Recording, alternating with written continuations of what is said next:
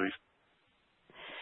Good day. Welcome to the fifth and final in the series of webinars designed to provide you with information about the analytics process and the content areas for the CAP exam. In this webinar, we will be talking about Domains 5, Model Building, Domain 6, Deployment, and Domain 7, Lifecycle Maintenance. The presentation will continue for about 45 minutes with time for questions at the end. If during the presentation you think of a question you want answered, send it in and we'll answer. And if we don't answer it during the presentation, we can follow up afterward and provide you with an answer. This webinar and the others in the series will be available after this live presentation in case you want to review any of the points or in case you want to let a friend or a colleague know about it. Our presenter today is Alan Tabor. We're lucky to have Alan do this presentation. He's from Moorestown, New Jersey, where he's a member of Lockheed's Surface Systems Chief Engineer Group. He's had at least 16 years of experience, 2 years at the Skunk Works, which probably is a lot nicer than it sounds, I'm certain, followed by 4 years at Lockheed Martin Mission Systems and Training in a variety of increasing responsibly roles, including software project development, combat systems engineering, and renewable energy. Alan has a bachelor's degree in mechanical engineering from Stanford, a master's in systems engineering from Stevens Institute of Technology, and an MBA from Rutgers Camden and International Business. He also has patents in combat system interface design and solar power, and has published in Inforum's Interfaces magazine. Alan is one of the first to have earned the CAP credential. He did that in April of 2013 at the Analytics Conference in San Antonio, which was the first time we presented the exam. He is a stalwart Inforum's member and co-chair of the CAP Study Guide Committee, the editor and author of Chapter 3, and he's a 3-time presenter at the annual Inforum's Analytics Conference, which, by the way, is coming up in Huntington Beach in April of 2015. He's the chair of the Inforum's Professional Colloquium and vice president of the Philadelphia chapter. He also served as secretary of the Spreadsheet Productivity Research Interest Group, known as SPRIG, and currently runs the Spreadsheet Guru contest as part of the Analytics Conference. And as I said, we are really lucky to have him as a presenter. So, Alan, take it away. Thank you, Louise. Welcome to all those who are listening or who will listen to this webcast. And we'll go ahead and get started. For those who have seen others in this series, you're familiar with the job task analysis. And we'll be going over the various domains and tasks in the areas, as Louise said, of model building, model deployment, and lifecycle maintenance. You're free to ask questions at any time, or if you prefer to submit them via the questions tab, we will try to keep an eye on that and answer questions in line as we can. Anything we don't get to in line, we will take care of at the end. Okay, so the job task analysis breaks down the domains of knowledge, which you see there below, into various tasks, and then knowledge that informs how we do those tasks is CAPS. So previous webcasts have covered the business problem framing, which is really an information elicitation exercise, making sure that we understand what the problem is the business is actually trying to take care of. Then framing that into an analytics problem, collecting our data, selecting the proper methodology. And once all that is done, now we get to go build the model, deploy it, and maintain it. You see here what's highlighted are the areas that we're talking about today. And they can range anywhere from 25 to 38% of the exam.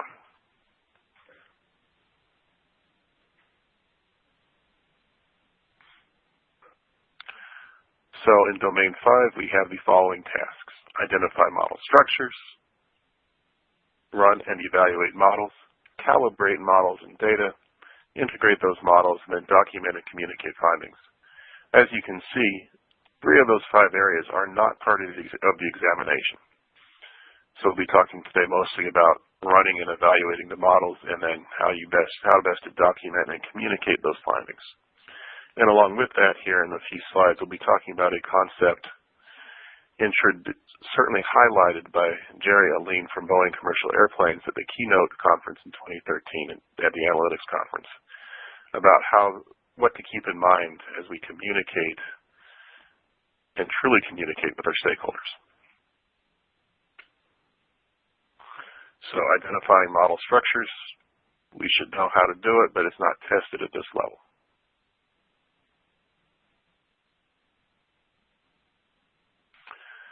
Running and evaluating models. First, so these are the various knowledge areas that you can expect questions in.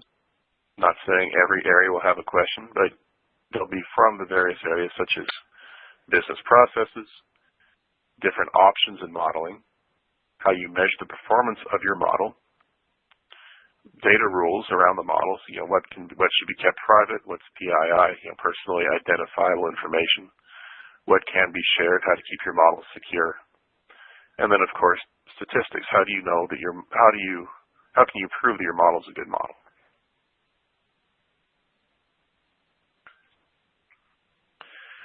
So the model that some of your clients will have a current model. Sometimes they don't have a model, but in any event, they are always trying to answer a business question. You'll hear me go back to this idea again and again. It's not enough to simply have a model. You need to know what question you're trying to answer and make sure the model serves that purpose. You need to understand, performance measures. How do you know that your model is successful? And then, of course, you need to figure out what data you need, where you can go get that data, type of data, qualitative, quantitative. And this is, of course, covered in much more detail in the Domain 3 webcast. And always, permissions and privacy. There's a story that made the rounds a couple of years ago about Target in their data mining had figured out that a certain set of purchases would indicate pregnancy. Well, and so they would send coupons for pregnancy products. They sent this package to a house where there was a teenager whose parents were, shall we say, taken aback to get this set of pregnancy coupons in the mail. So you do want to think about the real-world implications of what you're doing, rather than assuming just a narrow set of customers and stakeholders. Okay, tasks 3 and 4. Calibrate the models and data, integrate the models. Again, this is not part of the examination. It is a 3-hour multiple choice examination. There's really not scope in there to do a full data calibration and do a model integration. However, these are areas you should expect to have to deal with as part of your duties as a CAP. Same deal. Document and communicate findings. See, of course, this is a very broad area. Communications is an art in and of itself. We need to have the resources necessary to create the solutions. We need to be able to measure the performance of those solutions. Figure out the risk and potential return of these solutions. It's not enough to know what needs to be changed. You also have to know what you're changing to. What is your desired end state?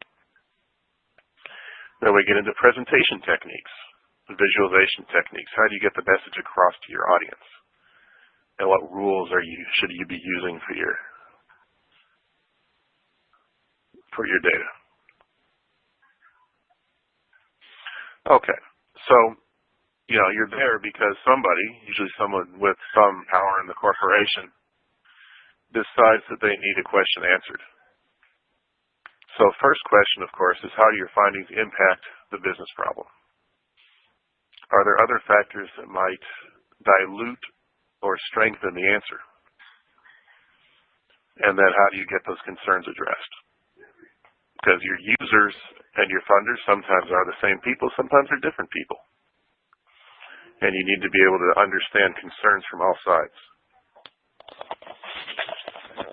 And then, of course, in corporate world, often we are stuck in PowerPoint. Tools are starting to allow us to get interactive visualizations, which really helps.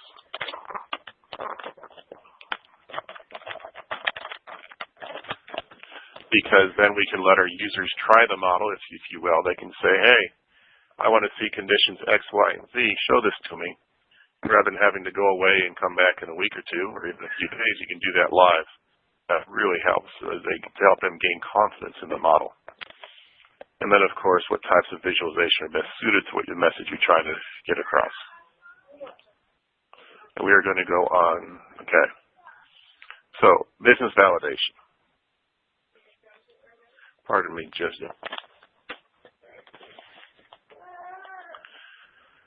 you have to do some business problem statement, interviewing techniques. You need to be able to elicit information without coming across like you're interrogating somebody. You do need to make sure that they understand it. You need to make sure that your understanding of the problem is equal to theirs. You have to understand the business processes, how they're organizationally structured, etc. What are your modeling options? Does somebody need a quick answer? You need to understand by when whoever's asking you the question is promising an answer to their stakeholders. And your answer needs to fit within their decision-making loop. It may be a less precise answer than you would like to give, but you need to make, and you can certainly make it clear to your stakeholders that, hey, this is what we can give you in the time allotted. If you can give us more time, we can give you a better answer in these areas. But the answer needs to be timely.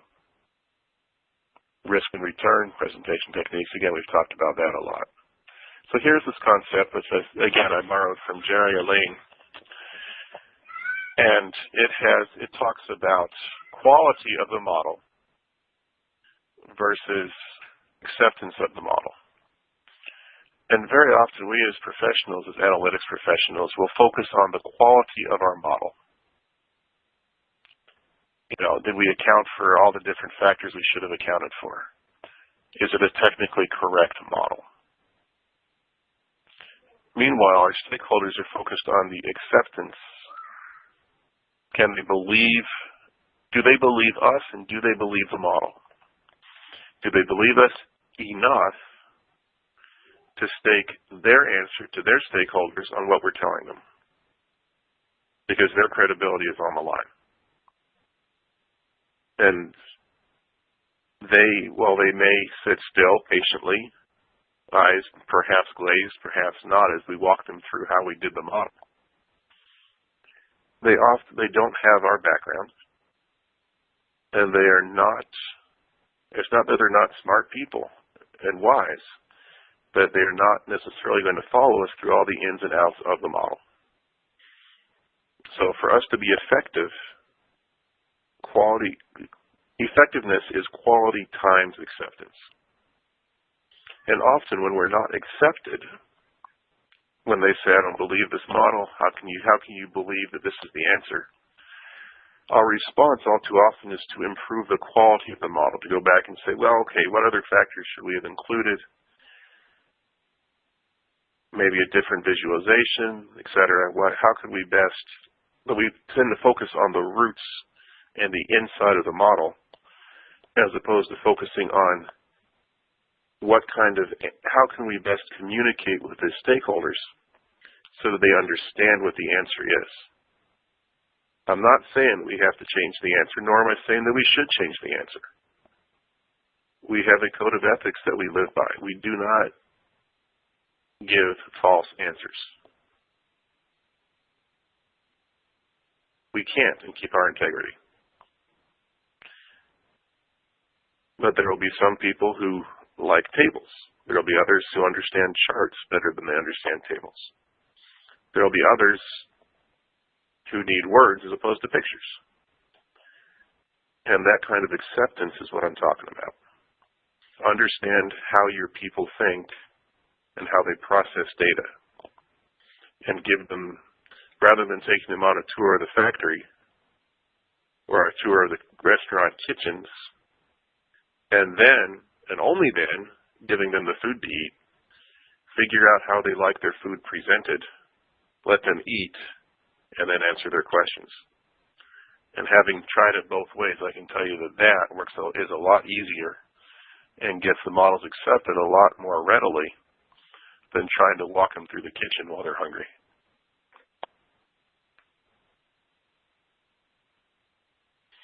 Okay, so deployment. The model's been created. Now we're ready to deploy it. Again, you want to make sure that the question hasn't changed while you've been working on the answer. So you want to make sure that the business problem is still a problem, that the analytics problem is properly framed and tied to the business problem, and that, one last check, is the model answering the business problem? To do that, you've got to know the client, you've got to know the business. Because there are contextual things that's so much a second nature to your stakeholders that they won't necessarily tell you everything.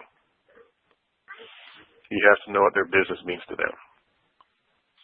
And you have to give them their answers in that context.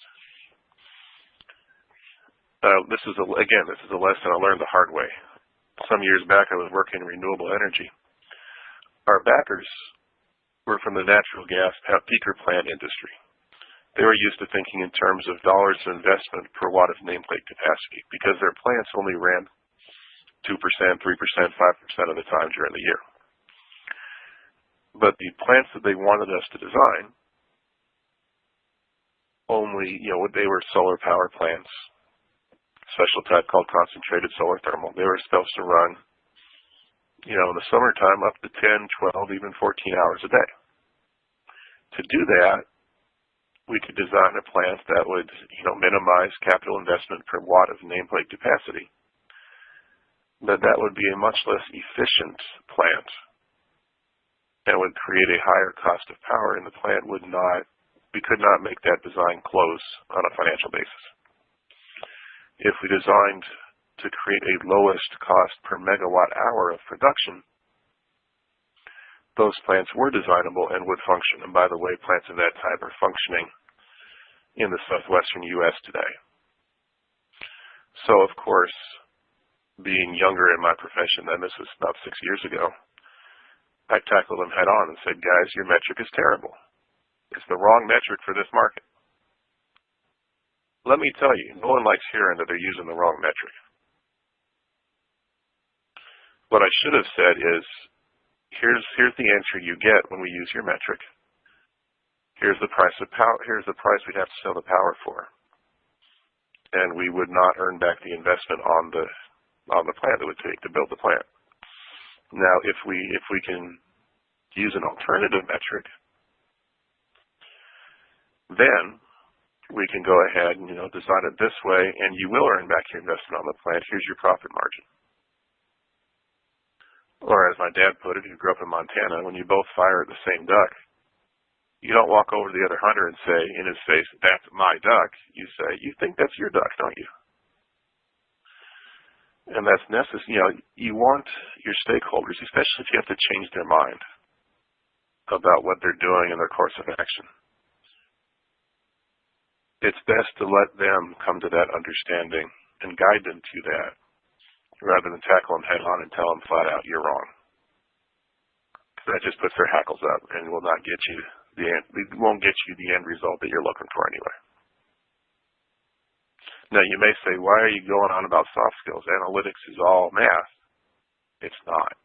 If you've gone through these exams, if you've gone through these practice webinars and looked through the guidebook, at least half the exam is all about working with your stakeholders to understand the problem, frame it properly, and then deploy it. And that's all what we would call soft skills. So once you're deployed, task 2 and 3, delivering your report or creating the model. And again, you'll see these same things come up over and over because they're part of our life over and over. interviewing, questioning techniques. How do you, if you have a conflict in the problem statement between the person who's going to be using the model and the person who's paying you, what do? Do you just go ahead, forge ahead, and say, I'm going to create something and we'll see what they want to do about it? Or do you try to get them in a room together to figure out what the problem actually is before you spend a few weeks creating a model? Now, your mileage may vary, but I would say that you want to get the problem figured out first. Modeling options. Again, we've covered this. We'll see it again. There's always options. Do you need a quicker model? Do you need a more intensive, more detailed model? How are we going to measure performance of the model? Are we getting any kind of return for the money we're spending? Negotiation techniques. What's this doing here, right? Well, you've got to persuade your user community that they really ought to use your model and believe it. And that requires some negotiation on your part to say why they can trust the model, how it will make their lives better, and be prepared for resistance. You will have to smooth some feathers. And there's still folks out there, as we all know, who just, even if the change is going to make their life better, it's change, and they don't like change. So what are you doing changing their life on them? So negotiation techniques are critically important. Data rules, again, make sure that your data you're pulling in, if it's different than the data you thought you were going to get, how does it fit the rules? Do the rules need to change? Same with the architecture. And then you may get into visualization techniques and say, in the screens that you agreed to and lovingly and carefully constructed, you may get into production and they'll say, well, gee, that's great, but can we get the X changes X, Y, and Z because that's what we're used to seeing? Leave yourself that option. Again, that's all part of the acceptance half of that equation.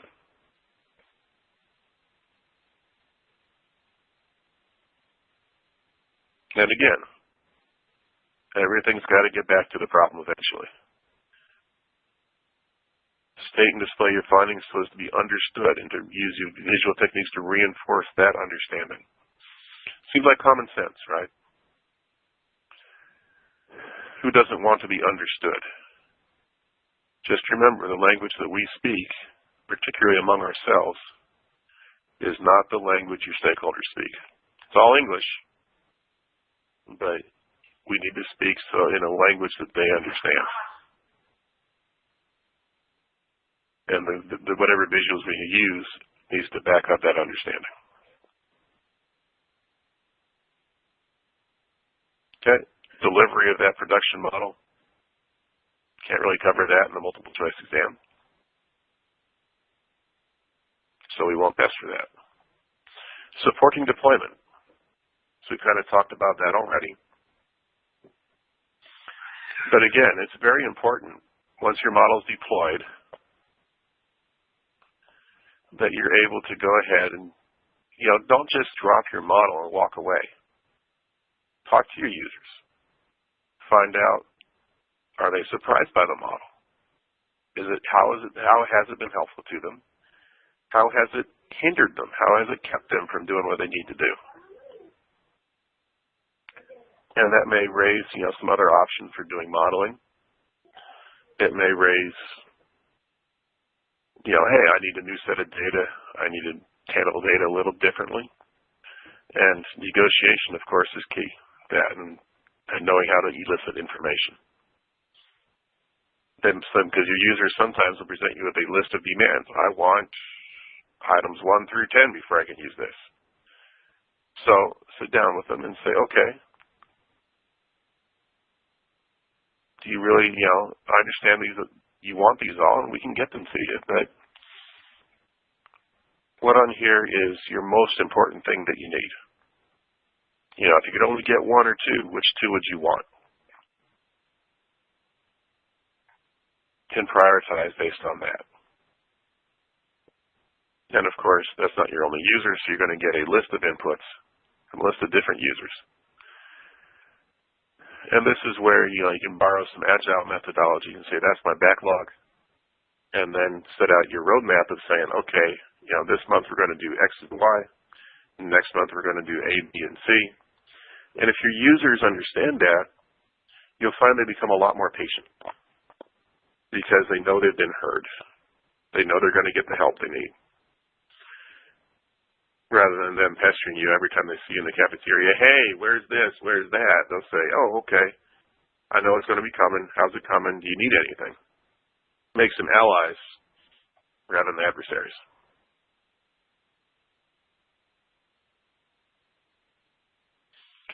Now, I'm sure you guys have some, I know this is common sense, I'm sure there's some questions out there somewhere, so please go ahead.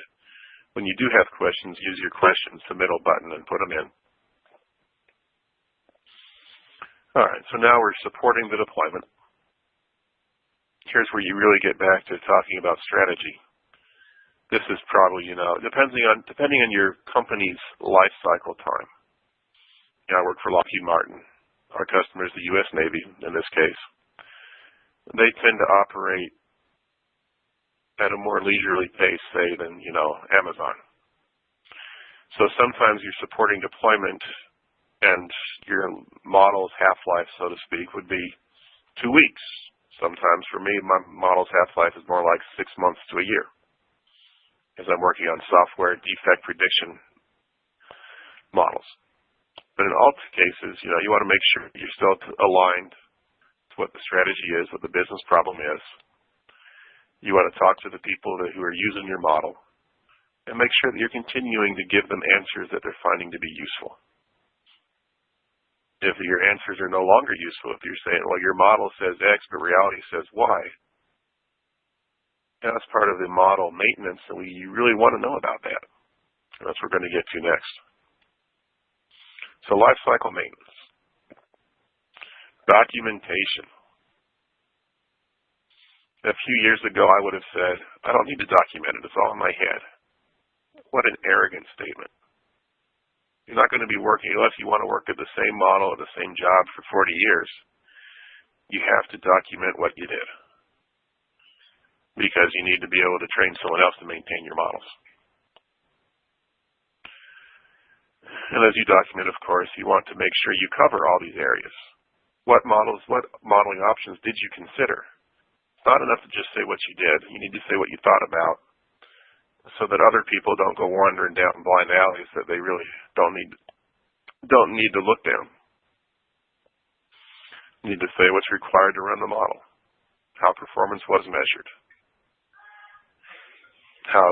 what presentation techniques you've used, what the data rules are, etc. Because that way, again, saves time for your successors and lets you dust off and adapt old models much more easily than you would otherwise. So yes, it's upfront pain.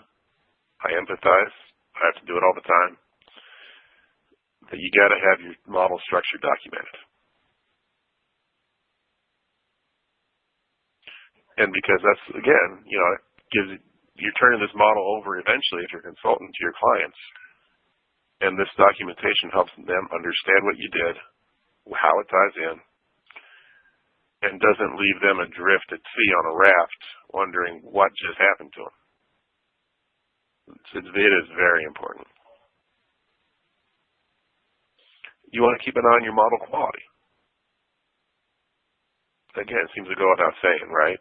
How do you know your model's good? But there's a countervailing statement in our business. The computer programmers would say garbage in, garbage out.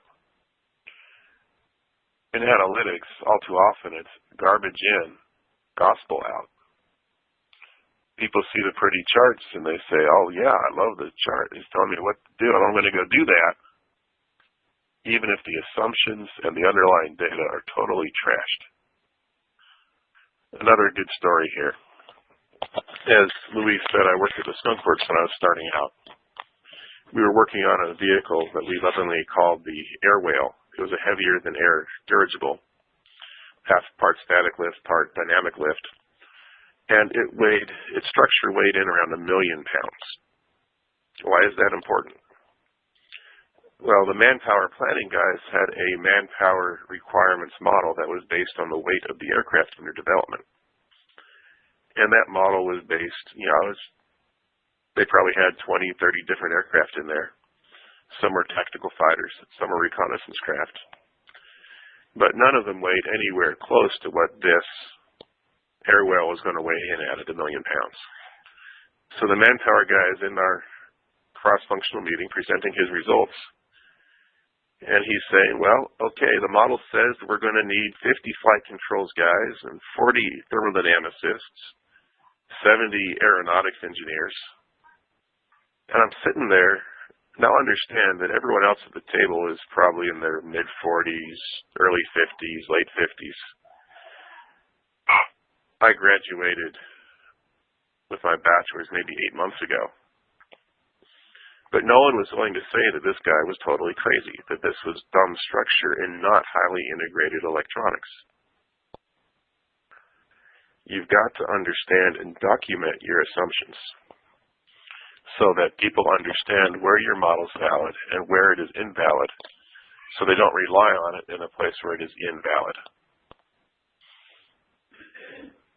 And of course, you also want to be measuring, especially for a predictive model, you need to measure your predictions versus reality over a span of months or time periods. Again, if you're Amazon, you're probably measuring, especially if you're Amazon, you're from Black Friday through Christmas, you're probably measuring in the span of minutes. For me, you're measuring in the span of months, but you still need to be able to show, because your stakeholders are going to ask, hey, you predicted X a year ago. Did it come true? And you have to be able to tell them with a straight face and with integrity, here's what I predicted, here's what reality was. If the model needs to change because reality has changed, then you need to say that. 99 times out of 100, your stakeholders will accept that, reality changed, model changes. But if you try to bluff them and say, nope, we're good, but not show why, guess what? Your acceptance just went to zero. Don't shoot yourself in the foot like that.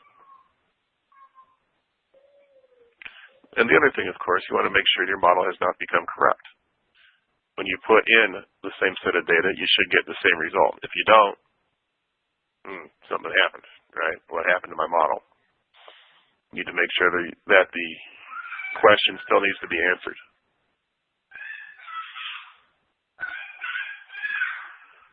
Okay, recalibrating the model, however, is not part of the exam. It can't be tested at this level.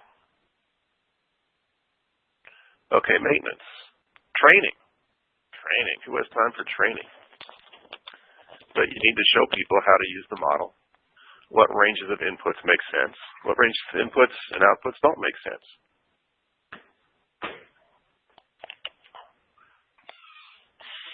You need to say, again, resources necessary, modeling options. As I said, you're going to see these same things over and over again because they come up over and over again. And sometimes, visualization techniques, if you have a new stakeholder, just because the old guy's used to seeing, stacked column charts, the new guy might be a fever chart kind of guy or a bar chart guy. Might even be a pie chart kind of person. Now, sometimes that visualization technique might not be appropriate for the data you're trying to show, and you have to wean that person away from what they're used to seeing to help them cooperate with and help them get something that is useful to them.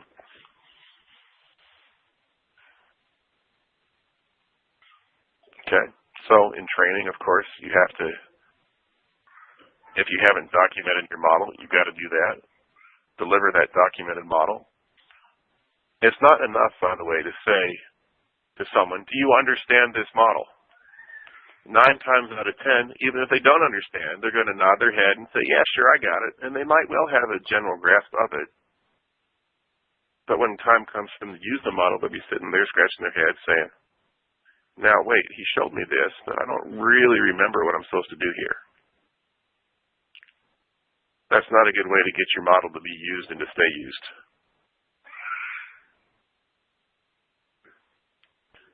So it helps to have training presentations where they can keep that for reference. And when you're asking people questions, ask questions that are open-ended, not just yes, no, and that get them to say what their understanding is.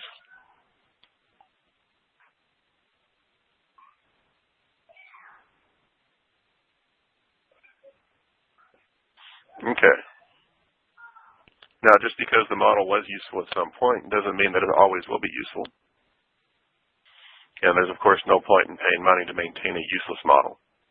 So you want to make sure that you're continuing, that your model continues to be useful. Check business processes. Talk to your stakeholders. I know, talking. We don't like to talk to people necessarily. But in our roles as CAPs, we have to be talking. We have to be moving around. We can't just be stuck behind our desk making models. There's much more to our life than that.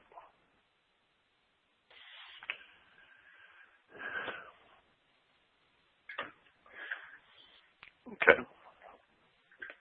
So a key point here, and it's not just following up to ensure the model's consistent, like I talked about a few minutes ago, that you're getting the same answer out when you put the same set of inputs in. Of course, you're going to be investigating any changes in your model's response, but you have to make sure that any changes you do make do get updated in the documentation and the training. You may put a bulletin out to your users to say, okay, we've just released version 2.8 of this model. Here are the changes you can expect to see. Report X has these new features. We've added a predictive capability where before we only had a descriptive capability. Training is available at the following dates or by sending an email to so-and-so. Make it easy for people to get the training they're looking for. And that will help drive acceptance up.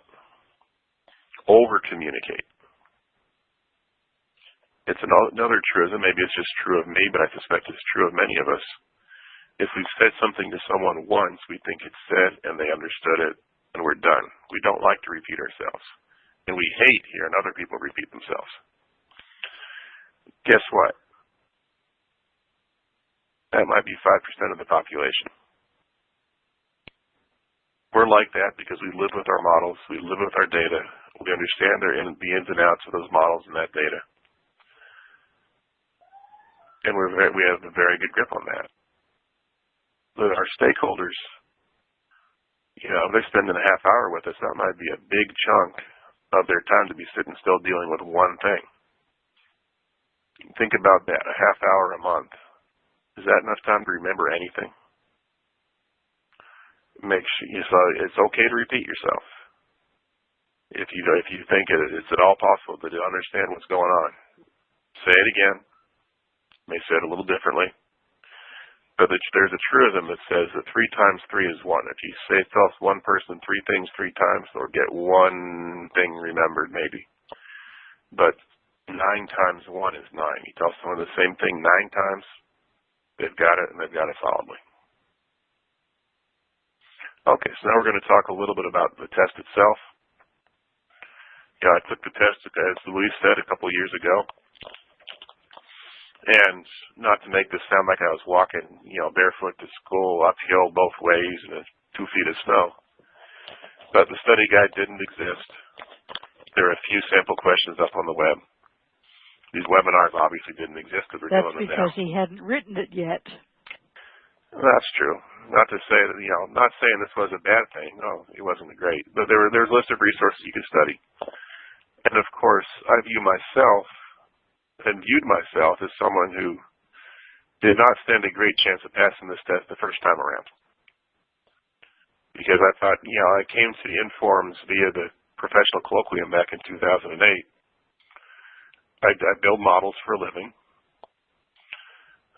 but I hadn't really ever taken any formal classes in operations research. Certainly hadn't done, much of supply chain or anything like that. And my knowledge was based on going to conferences, reading journals, talking to people, and kind of practical on-the-job training saying, okay, I tried this, I tried that, this is what works, this is what doesn't work. So up through, I took most of my reference books with me on the plane, was skimming them, making sure I remembered various things, items, and concepts. Walk into the exam, and I hadn't really realized that soft skills were that much of the exam. It ended up being about, 40 to 50%. So I finished with time to spare. I checked my answers, make sure I put the right marks in the right circles. and said, huh, either I understand this a lot better than I thought I did, or I've just failed miserably because I understood nothing and just am clueless. Fortunately for me, I seem to have passed that exam. So the things, most multiple choice exams that we're used to taking are not as carefully constructed as this exam is. Luis and the other psychometricians who have worked on this exam have made it so that no question references another question. You're not going to get the answer to question 20 from the answers for question 75. Just does not work that way. So you need to read each question carefully, just like any other exam. Figure out what part of the process we're talking about, and think of reasons why you can get rid of an answer. And of course, practice time management, right? You want to make sure, don't get stuck on a question. There's plenty of time to get through the questions and go back and pick off the tough ones again. So here's a sample question. To investors, they have the same information about the stock market. They bought an equal number of shares. Which of these statements not could be true, but must be true? Are the risks statistically independent? Oh, geez. No, they bought the same stock, therefore their risks are correlated. Are they subject to the same risks? How would you define risk? One investor might have sunk his whole life savings into that and sold shares, and the other guy, that might be 1/2 of 1% of his portfolio. Are they subject to the same uncertainty about that stock? Now we're talking. That sounds pretty good. If they're optimistic they should have borrowed rather than bought their shares, and again, that would call for more information than you have. So my vote here would be C. And lo and behold, it is C.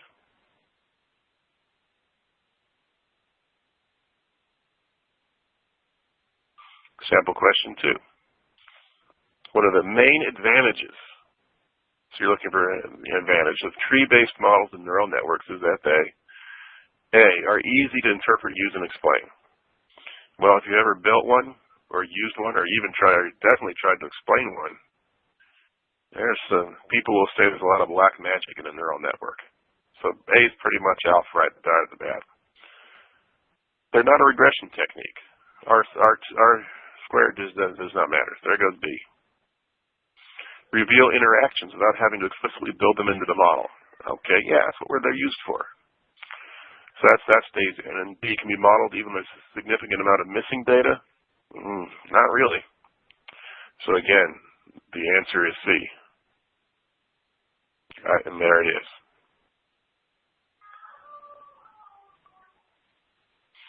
Okay, again, if you have questions about this webinar, now's the time. We're coming up on the end of this particular presentation, so if you have questions, type them in, send them in. Now we have a decision tree, and so the expected travel time of the optimal decision. Now you'll note that the answers here don't tie to any of the final nodes on the tree. That tells you they actually have to go through and calculate the expected values. Now you can say, well, okay, I'm going to fly, it's going to be dry, I'll get there in 5 hours. That's not an answer.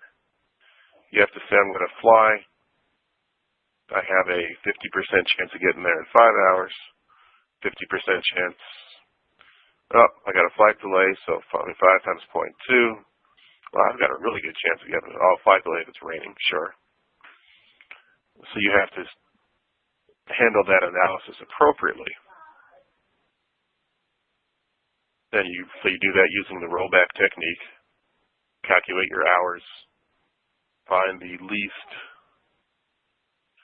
time, so the bottom branch is less than the top branch, and so you would choose to fly.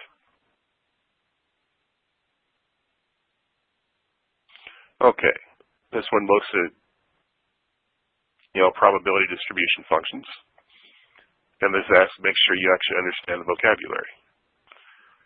Is strategy B dominant over strategy A? Does strategy B have the same downside risk since the curves are the same shape? Well, obviously not. Strategy B have the same uncertainties?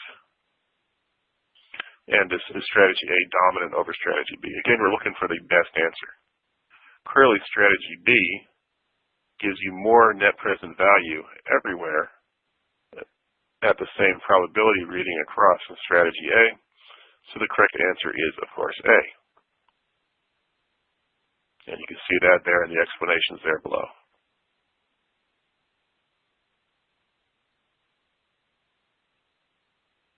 Okay.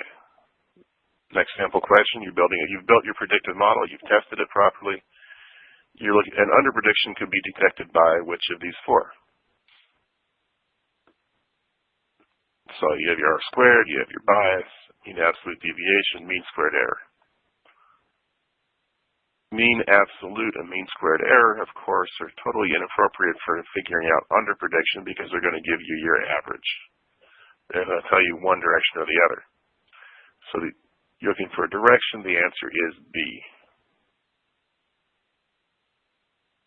And, like I said, mean absolute is measuring error in both directions, mean squared in both directions, R squared in both directions, measure the percent of variation, but does not tell you the direction.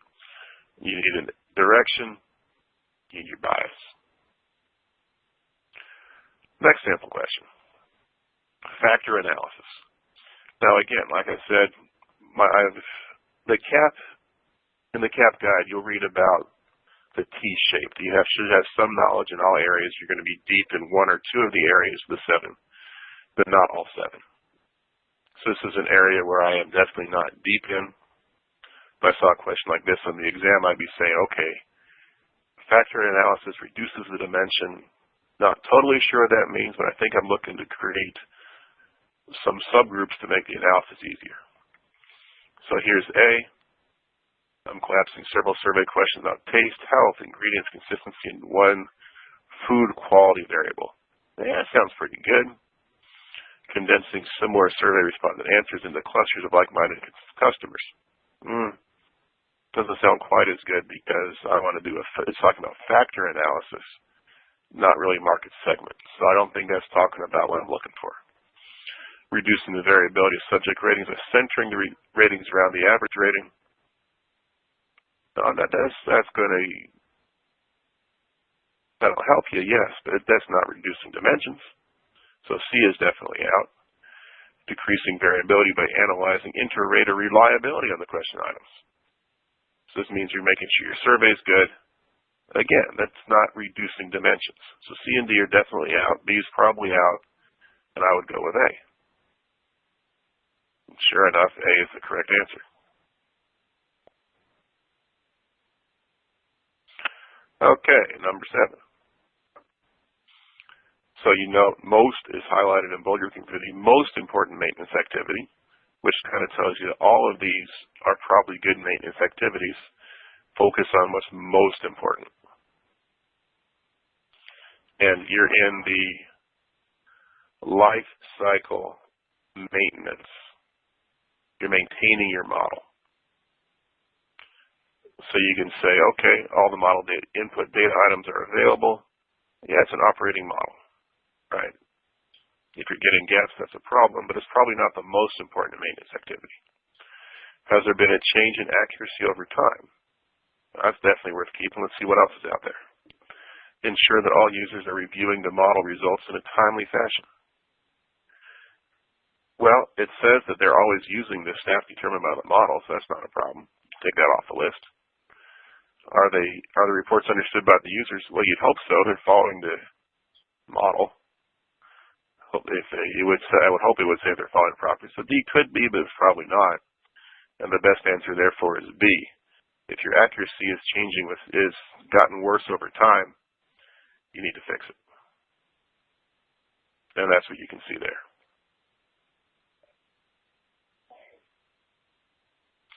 All right. So, bonus tip, again, remember to even qualify for the exam, you have years in the profession. You have a soft skills attestation by your sponsor that says, yes, you actually do know what you're doing. You've done it before. So, yes, it's good to get, there should be some adrenaline, even some butterflies in the pit of your stomach. That's okay. This is a big deal. But relax. This is what we do. So like it says, take a deep breath, get going, go through, pick off the ones you got. Circle around, take the next pass at them, and keep going until you're done. And definitely don't overthink things. Right? You want to make sure you're putting the marks in the circles where they should be. But it is easy to dither sometimes and say, well, it could be this, it could be that, it could be this, it could be that. Don't get stuck doing that. Take your answer, put it down, and move on. All right, here's the contact information. This website is where you would go to get more information about certification. The email, certification@informs.org, I believe goes direct to Louise Werley, who's been our introducer and is the psychometrician who has led all this exam effort. We would not be anywhere close to where we would be without her. And if you have any questions, now is the time. Can you directly email me? Yes, you can. I don't know if I can write this in the presentation, but my email is Alan, A-L-A-N, .tabor, T as in Thomas, A, B as in boy, E-R, @gmail.com. You can also look me up through the Informs directory. Any other questions out there? And if you get lost, you can email certification@informs.org, and I can send it on to Alan.